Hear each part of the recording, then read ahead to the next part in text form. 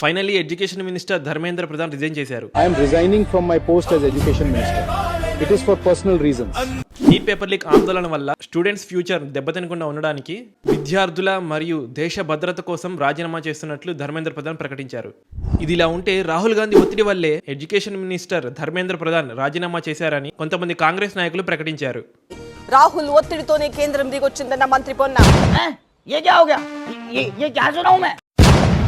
ఆ తర్వాత సిజేపీ party founder అబ్జిబ్ దిప్కే మాట్లాడుతూ స్టూడెంట్స్పై లాఠీ చార్జీ చేసిన పోలీస్ గూండాలపై చర్యలు తీసుకునే వరకు ఈ ప్రొటెస్ట్ ఆగదని ప్రకటించారు.